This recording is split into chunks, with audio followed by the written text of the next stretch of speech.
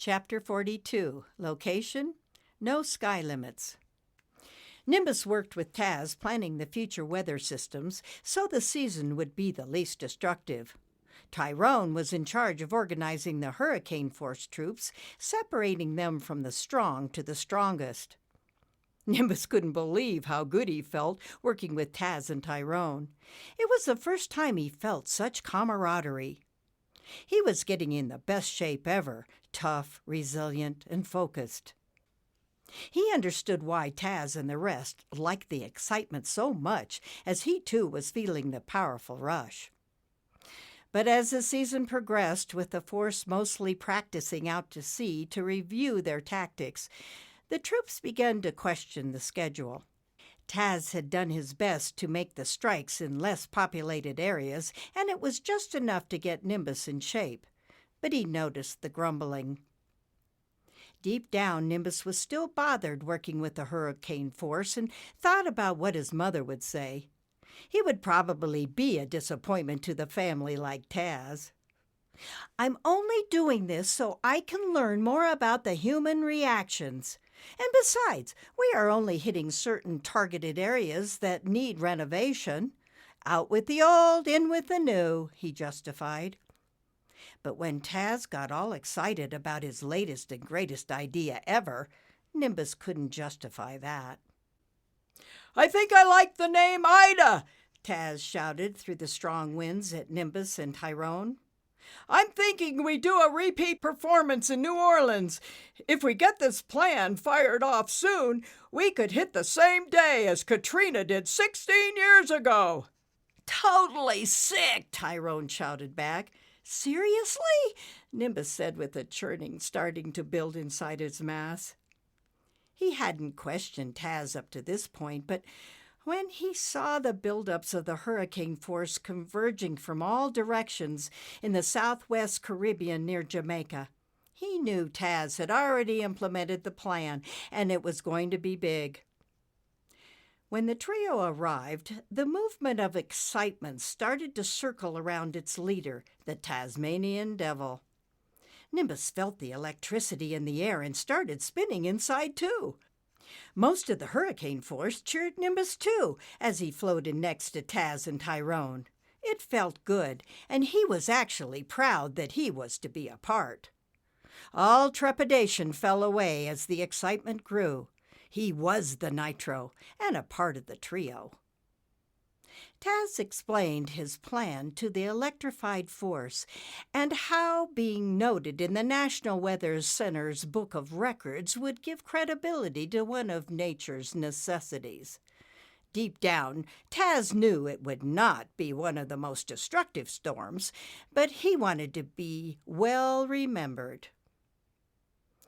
"My desire is to reach 150 miles per hour. That's a Category 4. Are you in?" Taz shouted. The low wind shear was making it difficult to be heard, but no cloud cared where and when. They just wanted to get started. Taz continued with the plan. "Let's build quickly in the Caymans and then head to Cuba. We don't have to be in too big of a hurry, so we can have time to grow stronger. But we do need to move into the Gulf on August 27th, because I want to hit New Orleans on August 29th. It will be Katrina's 16th birthday. What a better birthday present than that!" One of the hurricane forces shouted back, "But we already hit that area last year and soaked it good. They called our work Fred and Henry." "It should have been Freddie and Henrietta," another shouted. Chuckles and snickers ebbed and flowed. "Then all the better," Taz shouted. "Hey, it's hurricane season. A little extra flooding will be good for the crops." "Yeah, what's left of them?" another shouted out with more laughter.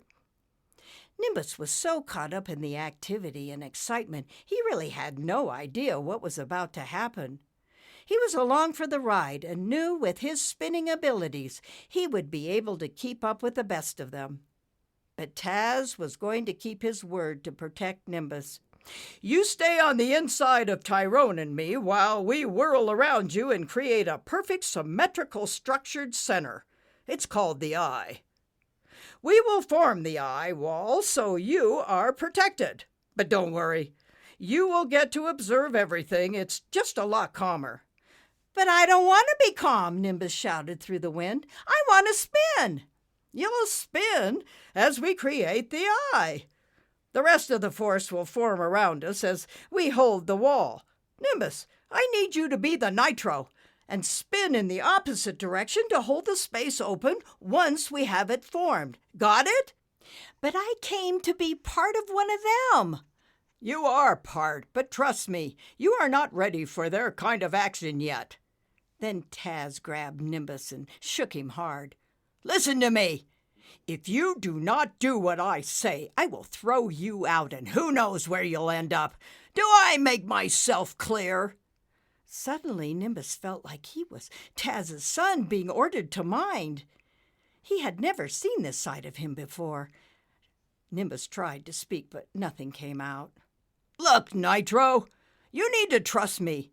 I need you to help keep the eye wall symmetrical so the opening can balance the outside. We will form another wall outside of yours. That's how powerful this storm is going to be. We have to maintain speed and focus so we can direct our touchdown in the perfect spots. Oh, so I am an important part. Yes, very important. Are you with me? Taz and Nimbus were suddenly caught up in Tyrone's tropical whirlwind and forced into position. Before Nimbus could say another word, Taz and Tyrone started circling around him. They needed to use all of their might to block the wall of centrifugal force pressing against them from the hurricane force. Spin now, Nitro! Taz yelled.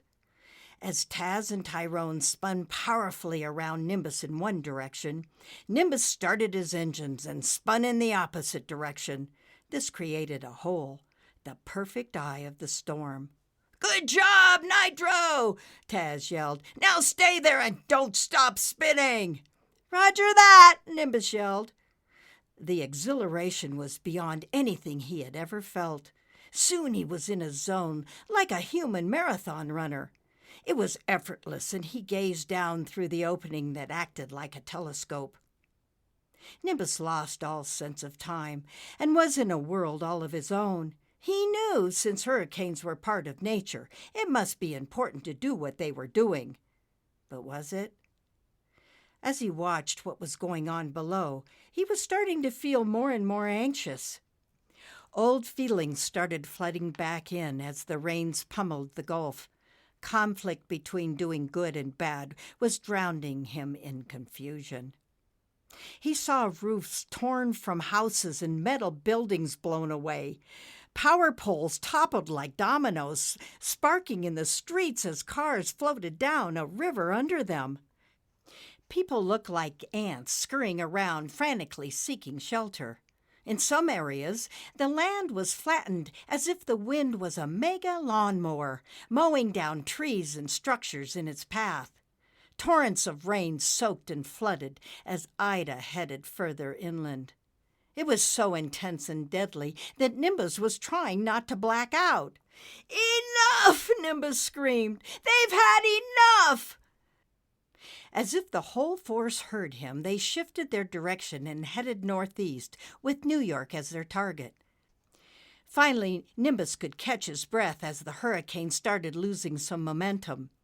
The landmass appeared to be dragging and pulling at their forceful energies, like a child winding a kite string fast to bring the kite down. Since Ida had already hit the targeted 150 miles per hour, Nimbus thought that would be the end of it. But the hurricane force was too elated to stop. They wanted more. Desperately, Nimbus wanted to stop and tried to get Taz's attention. But his cousin was too focused holding the wall and firing out orders. As the force regained its strength, it started spinning faster, and Nimbus was finding it hard to maintain his intensity. Since he had lost his trance-like state, he was exhausted. His power was gone. He looked straight down and saw several funnel-like tornadoes forming. Maybe he could just drop out and end up like one of them. If he could just spiral down at lightning speed, maybe the eye would stay open. But it didn't.